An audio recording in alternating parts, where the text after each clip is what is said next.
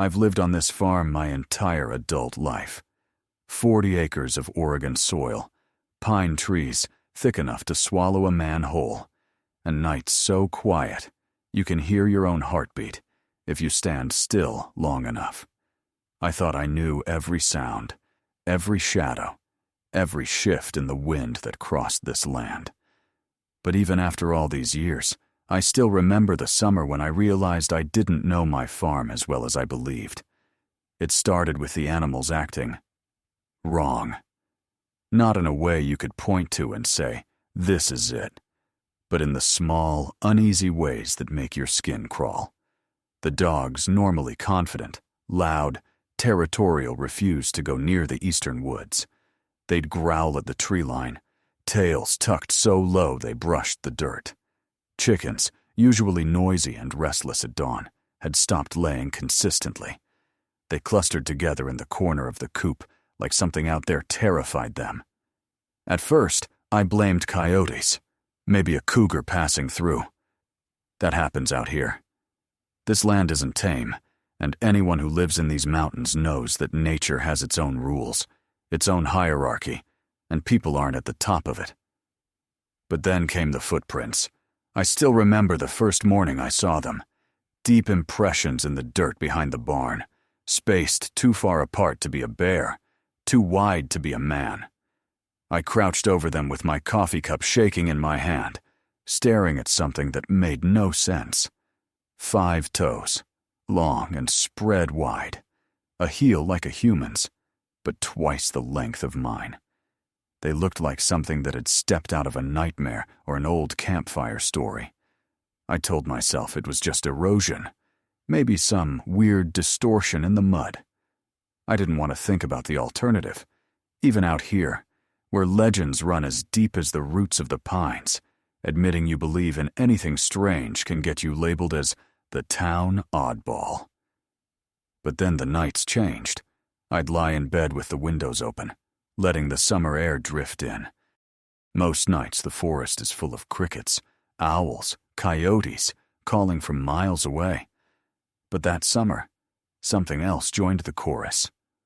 A low, dragging breath, heavy footsteps, the sound of weight shifting slowly, carefully, like something massive was circling the edge of the property. At first, the sound stayed far out in the brush, maybe 50 yards from the barn. But each night they came closer. By July, whatever it was had gotten bold enough that I could hear it walking between the barn and the chicken coop. My porch boards would creak, not the soft groan from settling wood, but the sharp cry of weight being put down, like something stepping on them just once, testing them. And every time I'd grab my flashlight and shotgun, storm outside. Nothing was there. Only silence, heavy, suffocating silence. I wasn't sleeping much. I'd lie awake listening, trying to pretend none of it bothered me. But in the morning, I'd find fresh signs. Bent fence rails, tufts of coarse brown hair snagged on the wire, oddly placed rocks like something had been marking its path.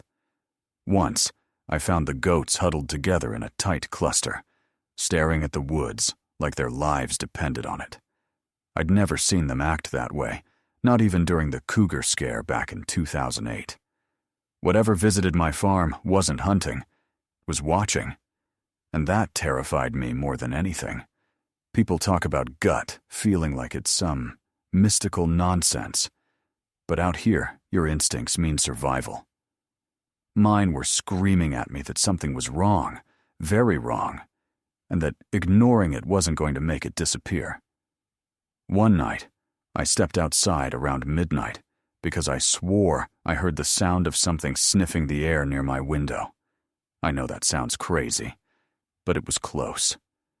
So close, I could feel the vibration of its breath through the wall.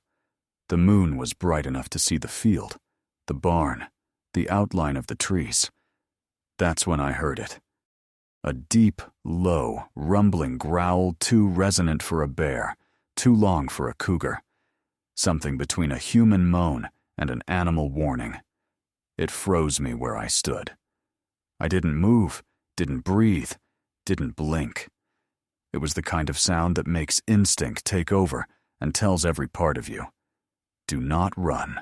Do not turn your back.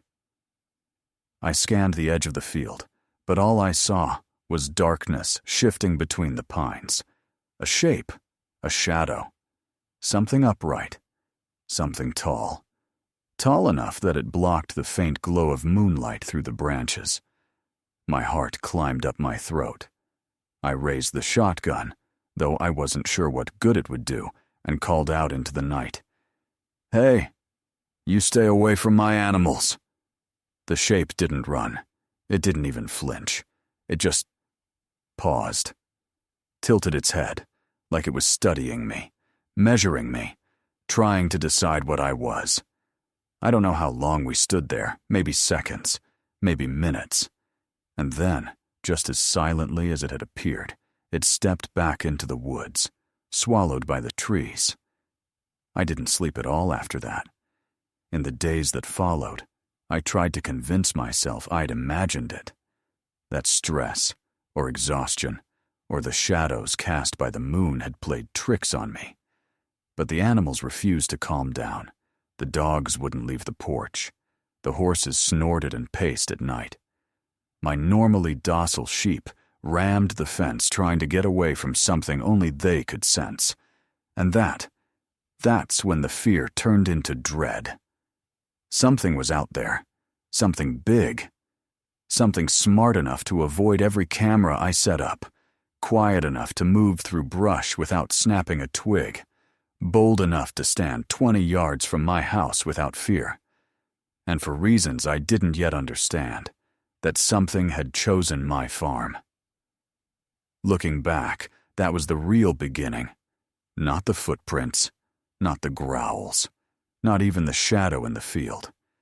It was the moment I realized this thing wasn't passing through. It was staying. And it was only a matter of time before whatever haunted those nights would step out of the shadows and reveal itself completely. But back then, I had no idea how close that moment really was, or how much it would change my life forever. I don't think anything can truly prepare you for the sound of your own animals screaming. It cuts through you in a way nothing else can. It forces you into motion before your brain even catches up. That night, I woke like someone had shaken my soul awake. Heart racing, lungs tight, body already halfway out of bed before I knew what I was doing. The sound came again, high-pitched, panicked, a goat, then another. Then the frantic beat of hooves slamming against wood. Something was in the livestock pen. For weeks I'd been living with that slow-rising dread, with the footsteps, the shadows, the uneasy feeling that I wasn't alone on my own land. But dread is quiet. Dread is patience. That scream wasn't dread. It was a warning, urgent and immediate. I grabbed the flashlight and bolted out the back door, barefoot, wearing only an old t-shirt and jeans I'd left draped on a chair. The cold dirt bit into my feet, but I barely noticed. My focus was locked straight ahead toward the pen, where the animals were in complete chaos. As soon as I rounded the corner of the barn, the beam of my flashlight hit something huge, moving between the posts of the fence. At first I thought it was the same shadow I'd seen the week before, some blurry, massive silhouette that looked bigger than any creature should be. But then it straightened, and I realized it wasn't a shadow at all. It was real solid, towering, breathing, alive. For a moment, all I could hear was the sound of goats thudding into the far end of the pen, trying desperately to get away. My flashlight trembled as I raised it higher, tracing the outline of a broad back covered in coarse, dark hair. Huge shoulders rising and falling with heavy breaths. Arms so long they almost brushed the ground. It stood exactly where the fence had been broken, the place I'd found tracks earlier that week. I'd spent my entire life being told Bigfoot was a myth, a story mothers used to scare their kids into coming home before dark. A joke, almost. But standing there in the cold damp of that summer night, I wasn't looking at a joke. I was staring at something that wasn't supposed to exist, and it was standing in my livestock pen. I don't know how long I stayed frozen. Time stopped working right. All I remember is the creature moving fast and violently. It leaned forward, letting out a deep, guttural sound that sent a shock straight through me. Panicked chickens scattered like leaves in a storm. Something inside the barn clattered to the floor from the force of the noise, and that was the moment the fear hit. Something primal, instinctive, the kind that's older than language, older than reasoning. Humans weren't meant to stand this close to something like that. Something so big, so powerful, something that moved with a kind of wild desperation that didn't feel like a predator. It felt like a wounded thing lashing out at the world. But fear can only hold you for so long before instinct takes over. I ran. Not away, but toward the house, because no matter how terrified I was, those animals were mine. They depended on me, and I'd be damned if I let something tear through them without doing anything. I sprinted inside, grabbed my shotgun from behind the kitchen door, and loaded it with shaking hands. I'd fired that gun my whole life, at coyotes, at raccoons, at pests that threatened the farm. But I'd never loaded it with the knowledge that I was preparing to face something that could break me in half without even trying. When I stepped back outside, the night seemed darker. Quiet in a wrong kind of way, like the world was holding its breath. The flashlight beam cut through the stillness, and as I approached the pen, I could feel the air vibrating. Not from noise, but from presence. Something huge was still there. I shouted, "Hey, get away from them!" My voice cracked with fear, but it came out loud enough to echo through the trees. The creature didn't bolt like a bear or cougar would. It didn't retreat. It didn't even flinch. It just turned. Slowly. Deliberately. And when it faced me fully for the first time, I forgot how to breathe. Its eyes reflected the beam of my flashlight amber, wide, intelligent. Not the eyes of a mindless animal tearing things apart. Eyes that understood something. Maybe fear. Maybe anger. Maybe hunger. Maybe everything all at once. It stood nearly the height of the gate itself. Its chest rose and fell in deep, heavy breaths. It wasn't growling now. It wasn't making any sound at all. The silence was worse. I don't know what it saw in me. Fear, determination, desperation. But whatever it was, the creature suddenly lunged sideways, slamming its shoulder into the wooden posts. The whole structure shuddered. A plank snapped. One of the goats shrieked. I knew I had only seconds before everything spiraled out of control. So I fired a warning shot into the air. The blast echoed like thunder across the field. Birds shot up from the trees. Dust from the ground kicked up around us. The creature jerked, startled, but instead of running, it turned toward me. This time with purpose. Heavy, deliberate steps. Its weight made the dirt tremble beneath my feet. Every instinct screamed at me to run, to hide, to pray. But I held my ground, because if I didn't, I'd lose the farm I'd built with my own hands. I'd lose every living thing that depended on me. It took one more step. That was all I needed to pull the trigger a second time. The shotgun bucked back against my shoulder. The shot wasn't meant to kill. God knows I wasn't trying to kill anything that stood on two legs. I aimed low. Off toward the side. Enough to scare. Enough to stop. The creature staggered, letting out a short, sharp grunt. Not a roar, not a scream, but a sound that surprised me more than the attack itself. It sounded like pain. A vulnerable, unwilling pain. It froze. Stood completely still. Shoulders sagging just slightly, breath shuddering. And for the first time since I'd stepped outside, it didn't look wild or enraged. It looked confused. Confused and wounded, not just physically, but in some strange emotional way. Like it hadn't expected resistance. It didn't run. It didn't charge. It simply stared at me. And in that stare, something shifted. Not in the creature, but in me. Because the longer I looked at it, the more I realized the frenzy in the pen wasn't a deliberate attack. It wasn't cruelty. It wasn't rage. It was desperation, hunger, fear. Something that had been pushed too far and had snapped the only way it knew how. The goats quieted. The chickens stopped flapping. Even the night around us seemed to settle. And for the first time since the strange events began, I understood something deeply unsettling. This creature hadn't come to my farm to wage war. It had come because it had nowhere else left to go.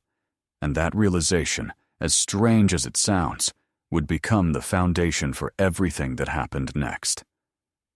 I've replayed that moment thousands of times in my head. The flash of the shotgun, the recoil slamming into my shoulder, the smell of gunpowder mixing with the cold night air. But more than anything, I remember the silence that followed. Not the silence of peace, the silence of shock. My shock. And his. The creature. This towering giant that moments before had been thrashing through the pen like a storm given flesh, just stopped. Completely. Its breath hitched, as if the air had been knocked out of it. Its broad chest rose once, then again. Slower this time, as though even breathing had become a decision it had to think through. And then it turned its head toward me. I'll never forget that expression. Not because it was terrifying, but because it wasn't. It wasn't rage. It wasn't hatred. It wasn't even aggression. It was confusion. Pure, startled confusion. The blast hadn't hurt him badly, not by the look of it. The shotgun pellets had barely grazed the thick muscle of his upper arm, leaving only a shallow wound. Nothing fatal. Nothing that would cripple something as massive as him. But the shock of it, the suddenness, had stunned him in a way that went beyond physical pain. It felt like he was realizing, for the first time, that I wasn't prey, that the farm wasn't vulnerable, that I was willing to stand my ground. We stared at each other, the flashlight trembling in my hand, its beam shaking across his chest and shoulders. I could see the rise and fall of his breathing, the slight quiver in one of his hands, the way his brow furrowed with something that looked almost human. He took one slow step back, not like an animal retreating, but like a giant trying to show he meant no further harm. "Easy," I whispered, though I wasn't sure if I was talking to him or myself. Just easy. The shotgun barrel dipped slightly as my arms started shaking with the adrenaline crash. My whole body felt hollow, like I just avoided something catastrophic without fully understanding what that catastrophe could have been. The creature lowered itself a little, shoulders rolling forward, head tilting down, not in submission exactly, but in some kind of attempt to make himself look smaller. I'd seen wounded dogs do that, even a horse once, a gesture that said, "I don't want to fight you," and that broke something in me. For weeks I'd lived crippled by fear. Fear of something stalking my property. Fear of losing my animals. Fear of facing something I'd been told my whole life didn't exist. But now, standing 20 feet away from this living legend, all that fear shifted into something else entirely. Understanding. He hadn't come to kill. He hadn't come to destroy. He'd come because he was desperate. That realization hit me so hard that my grip on the shotgun loosened. I didn't lower it fully. Not yet, but the tension in my shoulders eased. My heartbeat slowed enough for my own thoughts to break through the panic. "Are you hungry?" I asked quietly, as absurd as the question was in that moment. The creature blinked. Slowly.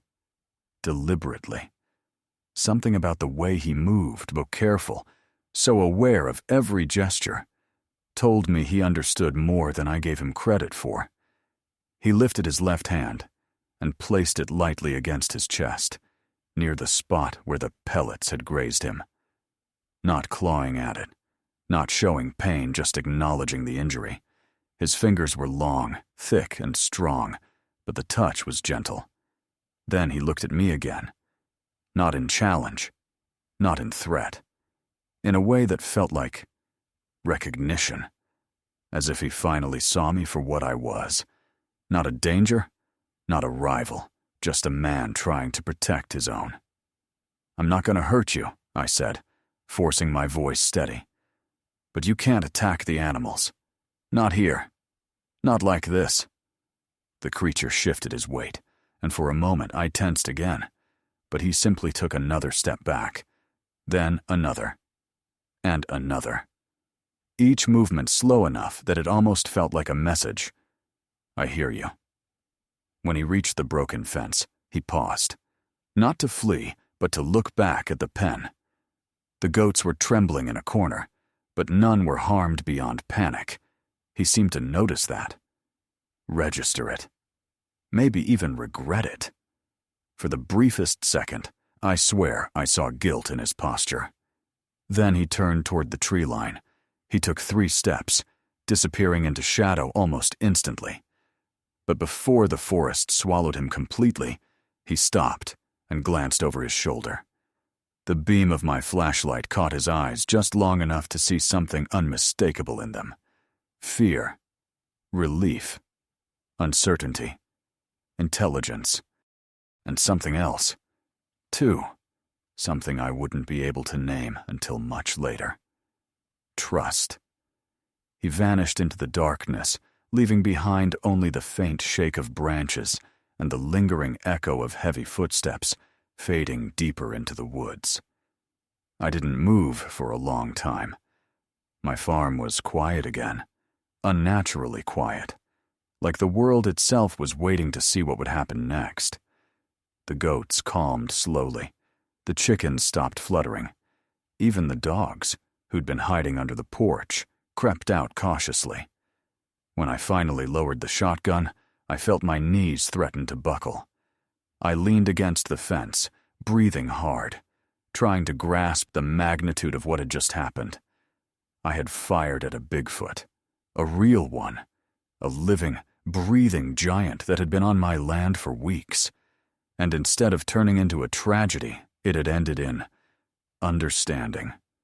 I walked back to the house in a daze, set the shotgun down, and washed my hands even though they weren't dirty. Just something to do, something to ground me in the real world.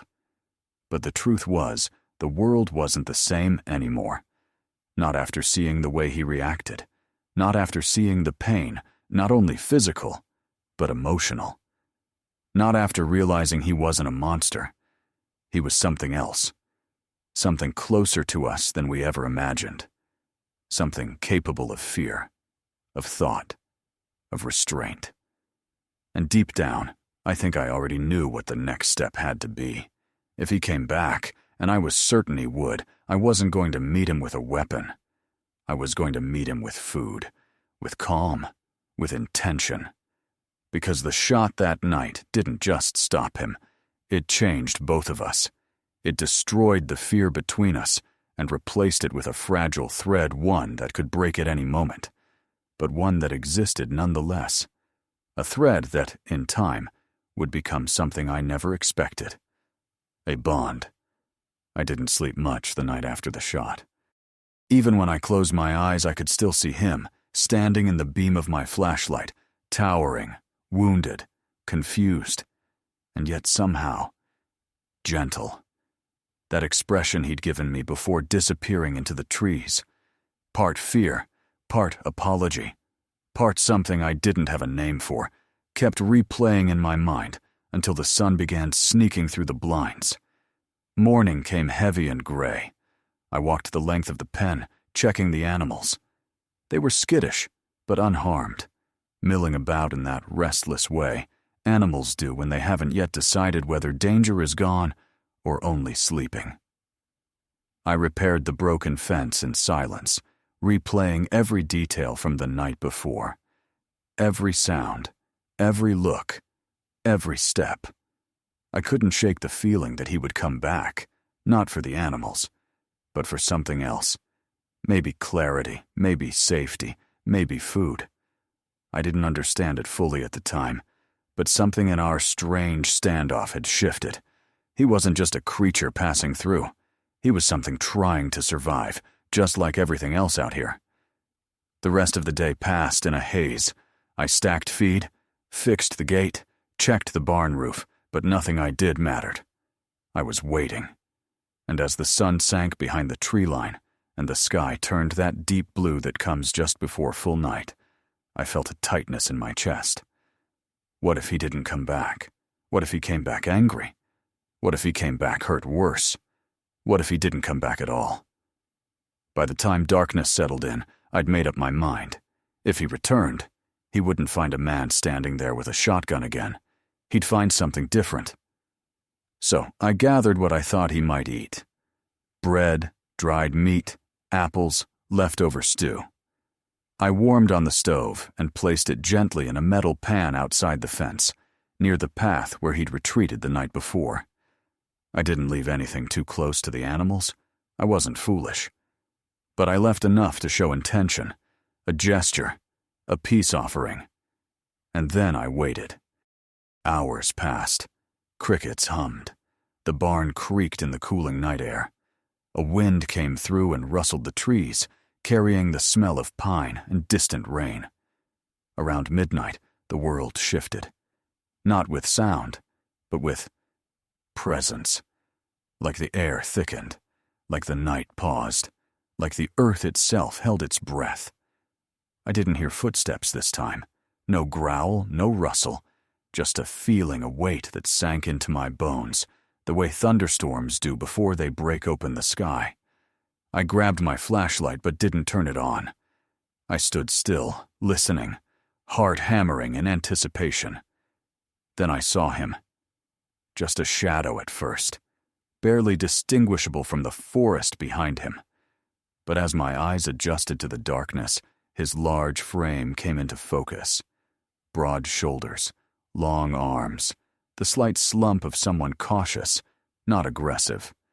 He didn't walk straight to the pan. He didn't rush. He didn't make a sound. He paused at the edge of my field, half hidden, watching me. And I did the only thing I could think to do.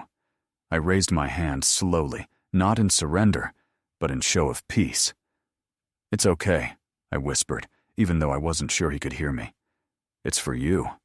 It's all right." He tilted his head. The same way he had the night before, when confusion turned to understanding. This time, though, there was no panic, no frenzy, just caution and curiosity.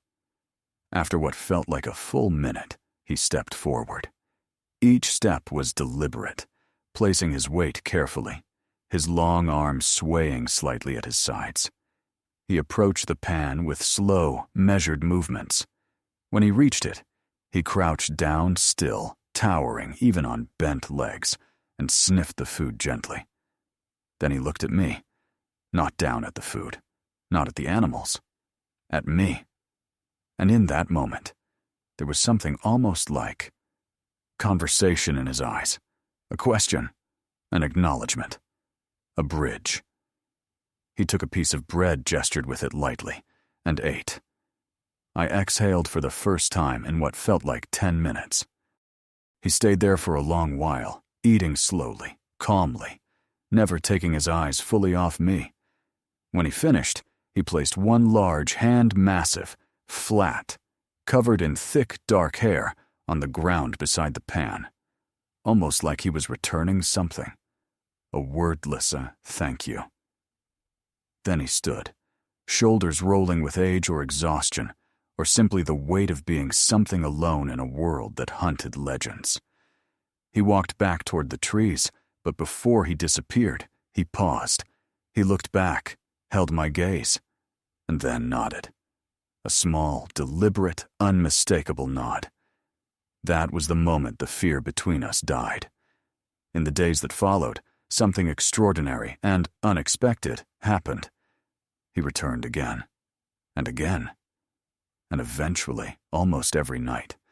Always quiet, never threatening.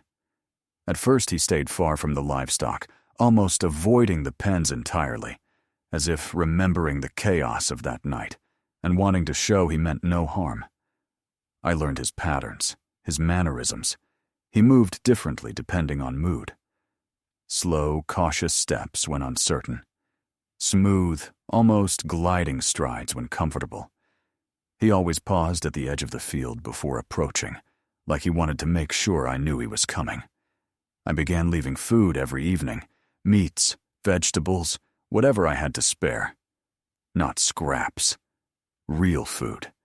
Because the more I watched him, the more I realized he wasn't just surviving, he was starving. Thin for his size, movement stiff with exhaustion, a creature pushed beyond its limits. He never took more than I left, never rummaged through the barn or broke into the feed. He only took what was offered. And over time, something changed. Farms listen. They remember. The animals feel what we feel. And slowly, unbelievably, my livestock stopped acting afraid. One night, the goats didn't scream when he approached. The dogs didn't hide. The horses didn't snort or kick at the dirt. They sensed what I sensed. He wasn't a threat anymore. Then came the night I realized the friendship wasn't just one-sided. I woke to the sound of a low, angry growl. Not his. A coyote too close, too bold. I rushed outside with a flashlight, but before I could even yell, I saw him. My unexpected guardian standing between the coyote and the sheep pen. His body lowered, shoulders hunched, hands curled in warning. He didn't attack. He didn't charge. He simply made himself present. A silent, immovable wall. The coyote fled. I stood there, stunned, as he turned to look at me afterwards. There was no pride in his posture, no expectation of reward. It was simply something he had chosen to do, a gesture of protection, a return of trust. After that, any doubt I had about his intentions vanished. He began sitting near the edge of the field at night, close enough for me to see him, far enough to show respect. Sometimes he would stay for an hour, sometimes only a few minutes. I began speaking aloud to him, not expecting understanding, but offering company. And in the stillness of those nights, I realized something I'd never imagined possible in my life. I wasn't afraid of him. I wasn't guarding against him. I wasn't tolerating him. I liked his presence. I looked forward to it. A creature I had shot at, something that legend painted as a monster, had become the one thing I trusted most in the dark. We didn't shake hands. We didn't share language. We didn't bridge the impossible gap between species with anything more than small gestures, cautious movements, and quiet nights spent in each other's company. But it was enough. More than enough. Years later, I would look back at that summer and realize it changed everything about how I saw the world, how I saw myself, how I understood fear, survival, and connection. And even now, as an old man remembering a secret I kept locked in my heart for decades, I can still see that first nod he gave me. The way it felt like the night itself held its breath. That nod started the strangest, quietest friendship of my life. A bond built not on words, but on something deeper. Recognition. Respect. Two beings alone in different ways, who found, somehow, a strange kind of peace in each other's presence. And it all began the night I pulled a trigger and discovered that trust can grow from the most unexpected places.